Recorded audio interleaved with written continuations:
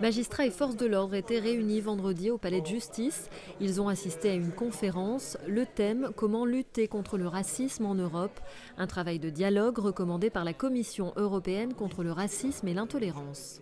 Pour effectivement les publics que sont les magistrats, les policiers, les juristes, les avocats, etc., il n'est pas mauvais non plus d'avoir de temps à autre des rencontres où on peut échanger et apprendre certaines choses, en tout cas avoir une sensibilité sur des questions qui ne sont pas d'application quotidienne. Le racisme, un problème toujours d'actualité.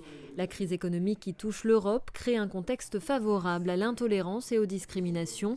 Les discours publics liés à l'immigration se durcissent, les mouvements politiques d'extrême droite prennent de l'ampleur et même les méthodes des policiers sont pointées du doigt. Les cibles principales du racisme en Europe aujourd'hui sont les Roms. On voit un anti-tsiganisme qui est très très répandu dans beaucoup de pays. Sont les migrants, surtout disons dans le contexte de la crise économique. On a vu un durcissement de tous les débats autour de la migration parce qu'on cherche des boucs émissaires. On a beaucoup moins de moyens pour gérer tous ces problèmes. On veut garder tout ce qu'on a pour soi-même et pour les siens et pas pour les autres. Donc oui, ça crée beaucoup de problèmes et c'est une partie de l'explication pour les événements en Grèce maintenant. Si Monaco fait partie des pays bons élèves, la principauté doit rester vigilante. Les droits de l'homme restent un combat permanent. Aucun pays n'est à l'abri.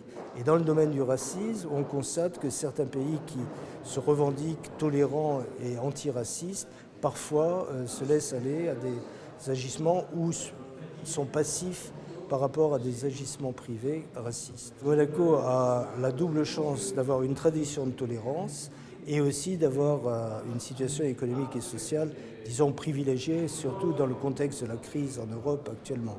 Donc Monaco est plus à l'abri que d'autres pays. Mais rien n'est jamais vraiment acquis. Je le pense, je ne le souhaite pas, mais ce n'est pas totalement impossible. La principauté poursuit sa démarche de sensibilisation au respect des droits de l'homme. Au mois de juin, Jean-François Renucci, professeur des universités en droit, donnera une conférence au palais de justice sur le droit à un procès équitable.